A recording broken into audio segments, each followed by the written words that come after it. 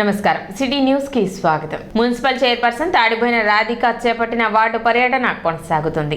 ఇందులో భాగంగా బుధవారం పట్టణంలోని 21, 22, 24 వార్డుల్లో పర్యటించారు. ఈ సందర్భంగా ఆమె మాట్లాడుతూ కాలువలపై అక్రమ నిర్మాణాలు ఏర్పాటు చేయడం వల్ల కాలువలో పూడిక తీయడానికి అవకాశం లేకుండా పోయిందని, దాని కారణంగా మురుగునీటి పారుదల సరిగా లేక దోమల బెడద ఎక్కువగా ఉందని, తక్షణమే వాటిని తొలగించనున్నట్లు తెలిపారు. ప్రజలు, వ్యాపారులు పురపాలక సంఘానికి సహకరించాలని ఆమె విజ్ఞప్తి చేశారు. కార్యక్రమంలో వైసీపీ నాయకులు, పురపాలక సంఘ సిబ్బంది పాల్గొన్నారు.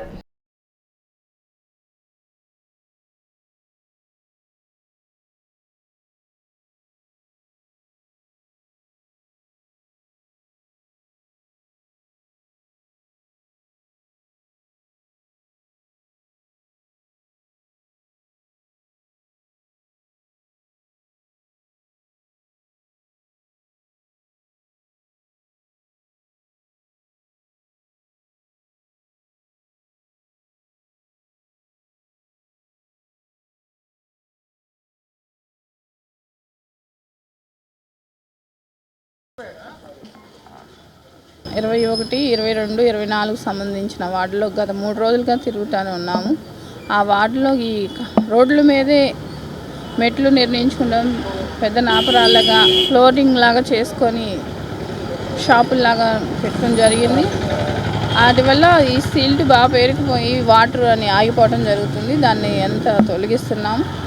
అలానే ప్రజలకు చెప్పేది ఏంటంటే, మాకు తీయటానికి వీలు పడేలాగా మాకు ఈ డ్రైన్స్ అనేది, ఓపెనింగ్స్ అనేది ఉంచితే మాకు ఉపయోగం, మీకు మీరున్న ప్లేస్లో పరిశుభ్రంగా ఉండదు. అలానే రాబోయే రోజుల్లో కూడా సుందరతనాల్లాగా తీర్చిదిద్దామని, అలానే ప్రజలకి ఇబ్బంది లేకుండా ఈ దోమలు అనేది ఉత్పత్తి పెరిగి దోమల మూలాన అనారోగ్యం పాలవుతున్నారు. అందువల్లే మేము ఈ స్కిల్ట్ ప్రోగ్రామ్ కూడా మన ఎమ్మెల్యే గారి ఆదేశాల మేరకు ఈ స్కిల్ట్ ప్రోగ్రామ్ పెట్టారు. 21, 22, 23 అన్ని వార్డులకు సంబంధించిన ఈ మెయిన్ డ్రైను ఎక్కడెక్కడ ఏమైంది పెద్ద పెద్ద స్లాబులు పోసి ఏర్పాటు చేయడం జరిగింది. దానిలో ఉన్న షిల్ట్ మొత్తం బాగా పేరుకుపోయి అసలు ఎటు నీళ్లు పెద్ద పరిస్థితి లేదు. బాగా మురుగు వాసన చండాలంగా ఉంది. కాబట్టి మా సిబ్బందితోనూ మా మిషనరీ జేసీబీ తీసుకొచ్చి వాళ్ళని రిక్వెస్ట్ చేసి, వాళ్ళకి మీకు ఇబ్బందిగా ఉందని, పబ్లిక్ ఇక్కడ ఇబ్బంది లేకుండా వాళ్ళని రిక్వెస్ట్ చేసి పైన రాళ్ళను కొంతవరకు లేపి మనుషులు పెట్టి షిల్డ్ తీయడం జరుగుతుంది. పబ్లిక్ కూడా ఇబ్బంది లేకుండా మేము చాలా జాగ్రత్తగా చేస్తున్నాం. కోవిడ్ మహమ్మారి చెలరేగిన సందర్భంలో రోగులకు వైద్య సేవలు అందిస్తూ ప్రాణాలు కోల్పోయిన వైద్యులకు ఇండియన్ మెడికల్ అసోసియేషన్ సభ్యులు ఘన నివాళి అర్పించారు. ఐఎంఏ తెనాలి శాఖ ఆధ్వర్యంలో ఇక్కడి బోస్ రోడ్ నుండి గాంధీ చౌక్ వరకు మంగళవారం రాత్రి కొవ్వొత్తులతో ప్రదర్శన నిర్వహించారు. ఈ సందర్భంగా ఐఎంఏ తెనాలి అధ్యక్షురాలు డాక్టర్ విజయలక్ష్మి మాట్లాడుతూ, పూర్తి చికిత్సా విధానాలు లేని కరోనా వైరస్ను ఎదుర్కోవడంలో అమరులైన వైద్యులను స్మరించుకోవాల్సిన బాధ్యత ప్రతి ఒక్కరిపై ఉందన్నారు. డాక్టర్లు పావని, కోటి నాగయ్య, అనిల్ కుమార్, శ్యామ్ ప్రసాద్, మధు ప్రభాకర్, సాంబిరెడ్డి విద్యార్థులు పాల్గొన్నారు.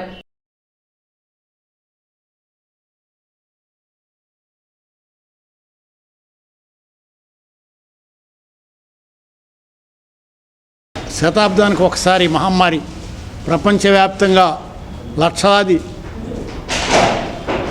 ప్రాణాలని హరించినటువంటి మహమ్మారి కోవిడ్-19 2019 చివరిలో కనిపెట్టారు వుహాన్ అనే నగరంలో, చైనాలో.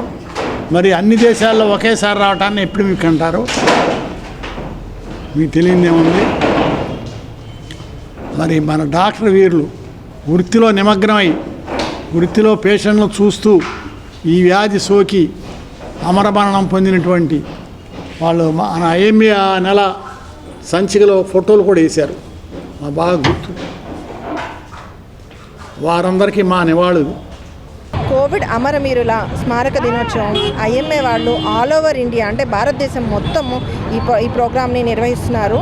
ఈ సందర్భంగా తెనాలి ఐఎంఏ వారు క్యాండిల్ మార్చ్ నిర్వహించి ఇక్కడ అమరవీరుల మెమోరియల్ అండి ఇది. డాక్టర్ ప్రేమ్ కుమార్ గారు, లవకుశులు గారు మరియు రాంబాబు గారిని మనం స్మరించుకుంటూ, కోవిడ్కి సంబంధించిన ఫైటర్స్ అండి. మనం చాలా వరకు డాక్టర్స్ కోవిడ్ వచ్చి చనిపోలేదు. కోవిడ్లో ట్రీట్మెంట్ చేస్తే అక్కడికి వెళితే మన కోవిడ్ వచ్చి చనిపోతామని తెలిసి కూడా ట్రీట్మెంట్ చేసి చనిపోయారండి. రెండింటికి తేడా ఉంది. ఒక సైనికుడిలాగా, యుద్ధానికి వెళ్ళే సైనికుడిలాగా పోరాడి గెలిచిన వాళ్ళందరికీ మనం ఇవాళ ఫైటర్స్ కాబట్టి కోవిడ్ మైటర్స్ డే అనేసి సెలబ్రేట్ చేసుకుంటున్నాము. వాళ్ళందరినీ ఒకసారి మనం గుర్తు చేసుకుంటూ ఈరోజు ఐఎంఏ బిల్డింగ్లో ఐఎంఏలో కోవిడ్ అమరవీరుల దినోత్సవంగా జరుపుకుంటున్నాము. ఇక్కడి నుంచి ర్యాలీగా క్యాండిల్ ర్యాలీగా జరుపుతున్నాము. ఈరోజు 30th January 2024ను కోవిడ్ అమరవీరుల దినోత్సవంగా జరుపుకోవాలని నేషనల్ ఐఎంఏ డిసైడ్ చేసింది. ఈ కోవిడ్ మహమ్మారి చాలామంది డాక్టర్లను దేశవ్యాప్తంగా 2000 మంది పైగా, ఆంధ్రప్రదేశ్లో 124 మంది డాక్టర్లను బలి తీసుకుంది. ఆ రోజు కోవిడ్ ఫస్ట్ వేవ్లో విధి విధానాలు తెలియక డాక్టర్లందరూ అహర్నిశలు కృషి చేసి వాళ్ళ ఆరోగ్యం వాళ్ళు చూసుకోలేక చాలామంది ఆశలు కోల్పోయారు. ముఖ్యంగా మన తెనాల్లో డాక్టర్ లవకుశులు గారు ఫేమస్ అండ్ ఫిజిషియన్, ఆయన కోల్పోవటం మా చాలా దురదృష్టము.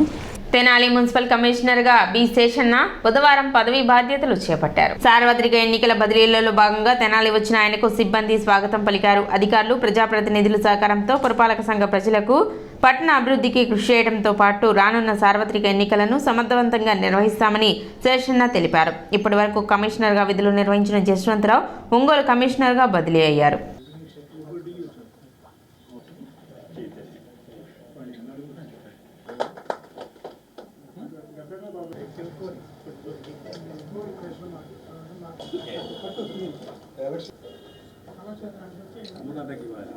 నా పేరు బండి శేషన్న.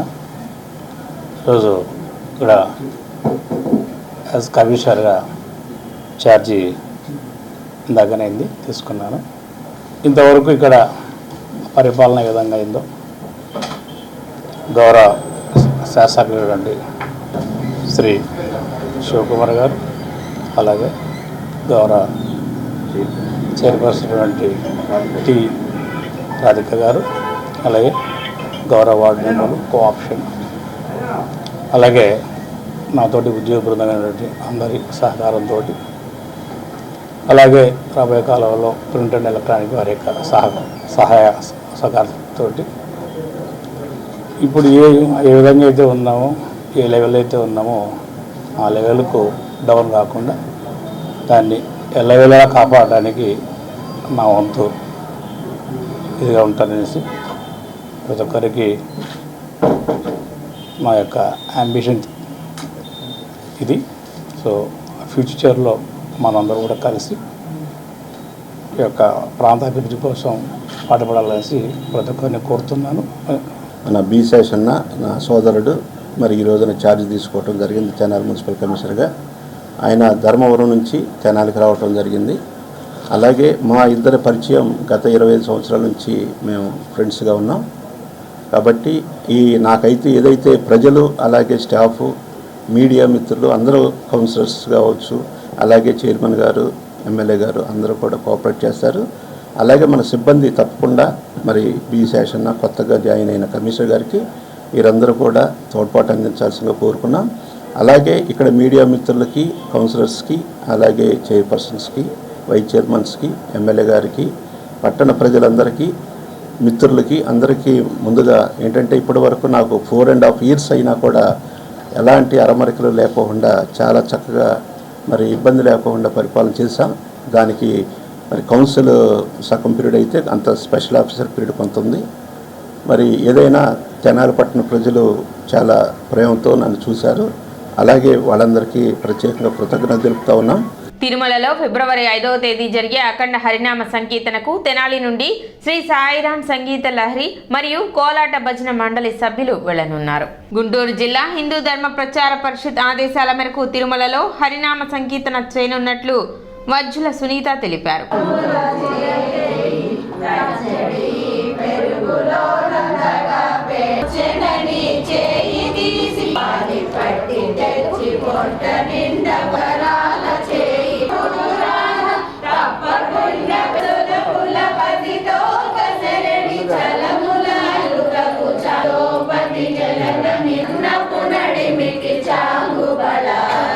హిందూ ధర్మ ప్రచార పరిషత్ ద్వారా ఈరోజు గానామృతం చేయటానికి తిరుమలలో జరిగే గానం చేయటానికి 15 మంది 3 బృందాలు సెలెక్ట్ అయినాయి.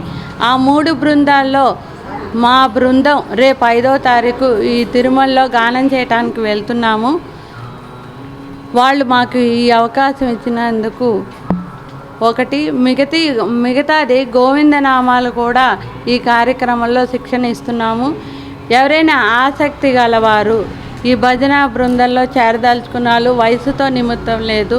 8125519697కి సంప్రదించవలసిందిగా కోరుతున్నాను.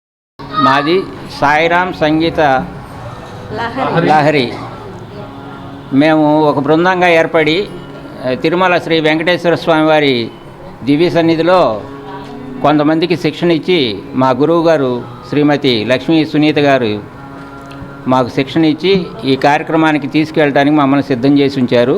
రేపు 5వ తారీఖున స్వామివారి సన్నిధిలో మా అందరి చేత అఖండ నామ సంకీర్తన చేయిస్తున్నారు. దీనికి మేము చాలా అదృష్టంగా భావిస్తున్నాము. ఎవరైనా సరే ఆసక్తి గల అభ్యర్థులు ఎవరైనా సరే మా గురువుగారి దగ్గర కానీ వేరే బృందంలో కానీ శిక్షణ తీసుకొని ఈ అఖండ నామ సంకీర్తనలో పాల్గొని ధన్యులు కావాల్సిందిగా. మంగళగిరి మండలం పెదవడ్లపూడి గ్రామంలో దక్షిణ షిరిడీగా పిలువబడే సాయిబాబా ఆలయం 18వ వార్షికోత్సవం ఫిబ్రవరి 3వ తేదీన ఘనంగా నిర్వహించనున్నారు. ఈ సందర్భంగా వార్షికోత్సవానికి సంబంధించిన పోస్టర్ ఆవిష్కరణ చేశారు. ఉదయం 4 గంటల నుండి బాబావారికి అర్చనలు, అభిషేకాలు మరియు అన్నదాన కార్యక్రమాలు ఉంటాయని నిర్వాహకులు తెలిపారు. భక్తులు విశేష సంఖ్యలో పాల్గొని బాబావారి కృపకు పాత్రలు కావాలని తెలిపారు. రేపు ఫిబ్రవరి 3వ తారీఖున పెదవడ్లపూడి మంగళగిరి మండలం గుంటూరు జిల్లాలో షిరిడీ సాయిబాబా వారి యొక్క 18వ వార్షికోత్సవం జరుగుతుంది. దానికి సంబంధించి ఉదయం 4 గంటల దగ్గర నుంచే అభిషేకాలు, ఆ తర్వాత అర్చన, ఆ తర్వాత అన్నాభిషేకం, ఆ తర్వాత అన్నదానం, అదేవిధంగా కల్చరల్ ప్రోగ్రామ్స్.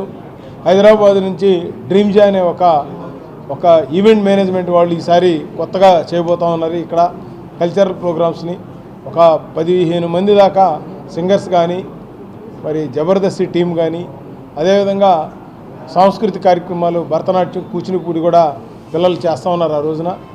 అదేవిధంగా ప్రముఖులు అందరూ కూడా ఎమ్మెల్యేలు, ఎంపీలు, వివిధ పార్టీల నాయకులు, ముఖ్యంగా మరి పురంధేశ్వరి గారు, అదేవిధంగా మన రాష్ట్రంలో ఉన్నటువంటి వివిధ ప్రముఖ క్షేత్రాల యొక్క స్వామీజీలు కూడా ఈ కార్యక్రమానికి రావడం జరుగుతుంది. అందువల్ల అందరూ కూడా ఈ యొక్క దక్షిణ షిరిడీ అయినటువంటి షిరిడీ సేవా మందిరాన్ని విచ్చేసి ఆ దేవుని యొక్క ఆశీస్సులు పొందగలరని, తీర్థ ప్రసాదాలను తీసుకోవాలని, అదేవిధంగా దేశం మొత్తం మీద కూడా మొన్న మన అయోధ్యలో రాముల వారి విగ్రహాన్ని ఈ 24 మొత్తం కూడా అంతా రామమయంగా మనం చూస్తూ ఉన్నాం. ప్రపంచవ్యాప్తంగా అన్ని దేశాల్లో కూడా రాముడి గురించి భజనలు చేసి అందరూ ఇన్వాల్వ్ అయినటువంటి కార్యక్రమాలు మనం చూసాం. మరి మోడీ గారు దాన్ని అన్ని దేశాల్లో కూడా ఆ విధంగా చేశారంటే ఎంత ప్లానింగ్ ప్రకారం చేయడం అనేది మనం అదృష్టంగా భావించాలి. మరి ఈ సంవత్సరం కూడా రాముడి యొక్క ఆశీస్సులు కూడా ప్రతి ఒక్కరికి కూడా ఉంటాయని కూడా నేను భావిస్తూ, మరి అన్ని మతాలకి ఎక్కడ ఇబ్బంది లేకుండా సర్వమత సమానత్వాన్ని మరి ఆ అయోధ్యలో మనం చూసాము.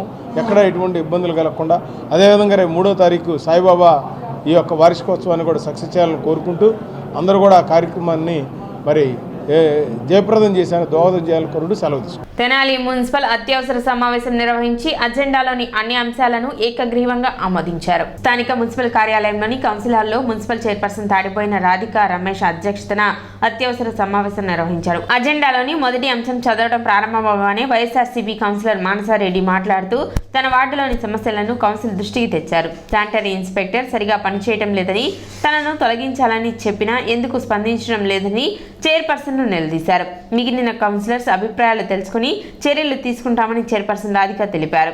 నేను అధికారంలోకి వచ్చి councillor 3 years, nearly about 3 years. ఈ టైంలో we have to talk about the major issues. ఎలా అంటే చెంచుపేటలో రోడ్ ఎక్స్టెన్షన్, లేకపోతే electrical poles, accident prone area కాబట్టి వాటి గురించి ఎక్కువ మాట్లాడాలి. లేకపోతే డ్రైన్స్ 4 వార్డు సంబంధించి కాబట్టి మెయిన్ డ్రైన్ ఇష్యూ మాట్లాడాలి. అది కాక నేను ఎప్పుడు మీ ఫెమిలియర్ ఉన్న ప్రాబ్లమ్ మా శానిటరీ ఇన్స్పెక్టర్ గురించి. నాకు ఆ శానిటరీ ఇన్స్పెక్టర్ నా వార్డులో సరిగ్గా చేయట్లేదు అని చెప్పి మీకు ఎన్నోసార్లు మీ దృష్టిలో కానీ, కమిషనర్ దృష్టిలోను, నేను ఎమ్మెల్యే దృష్టిలో కూడా తీసుకొచ్చాను. మరి ఇప్పుడు దాకా ఆమె ఎందుకు మీరు తీయలేదు? కౌన్సిల్ అయినాక మాట్లాడదామని చెప్పాము. అట్లా కాదు అధ్యక్ష, ఇది ఇప్పుడు ప్రాబ్లం కాదు కదండి. నేను 4 గంటలు ఏం చేశారు? మేము వచ్చి 4 నెలలు అయింది. అవును అధ్యక్ష, మరి ముందు లేదు తను వచ్చి తను ఎప్పుడు వచ్చిందేనమ్మా. మేమేమన్నా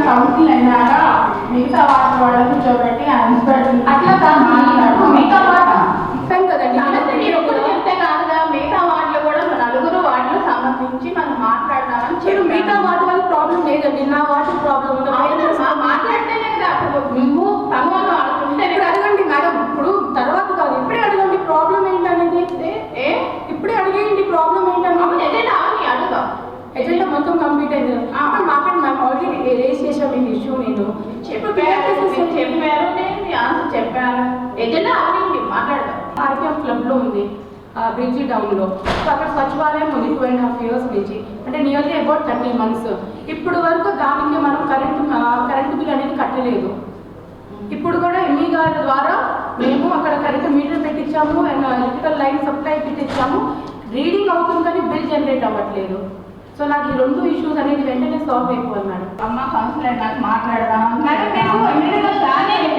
నేనేం చేయలేను కదా, మీరు దాన్ని డిపెండ్ చేస్తారు. ఎందుకు ఇది అయిపోయినాక నేను మాట్లాడదామని చెప్పాను కదా. మీరు మిగతా 4 వాళ్ళు కలిసి కూర్చొని మాట్లాడదామని చెప్పాము. చాంబర్లో కూడా మీరు అన్నారు. మీరు ఆ విషయాన్ని ఇక్కడ క్రియేట్ చేస్తాము. నా ప్రాబ్లం ఏంటంటే మీతో వాళ్ళతో నాకేం సంబంధం అండి? అదే నేను చెప్పాను. నా వాళ్ళు మీరు గుర్తుందా లేదా? మీరు అన్నారు చాంబర్లో కూర్చొని మిగతా వాళ్ళు కూడా పిలిచి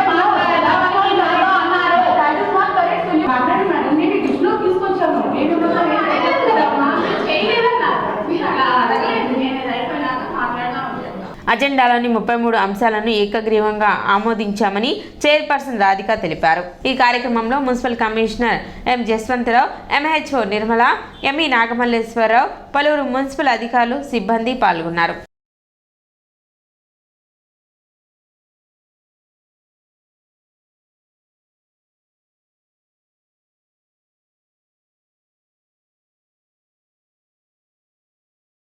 ముందుగా అందరికీ నమస్కారం. ఈ రోజున అత్యవసర సమావేశం ఏర్పాటు చేయడం జరిగింది. ఇక్కడ వచ్చేసిన మా మున్సిపల్ సిబ్బందికి, మా కౌన్సిలర్స్కి, ఇక్కడ వీడియో వాళ్ళకి, విలేకరు వాళ్ళకి అందరికీ నా ధన్యవాదాలు చేసుకుంటూ అత్యవసర సమావేశం 33 అంశాలు ఆమోదించడం జరిగింది. అలానే తెనాలి డెవలప్ ఇంకా మెరుగుపరుస్తానని, ఏదైనా వాటిలో సమస్యలు ఉన్నా వెంటనే పరిష్కరిస్తానని కోరుకుంటూ సెలవు. సిటీ న్యూస్ ఇంతటితో సమాప్తం. నమస్కారం.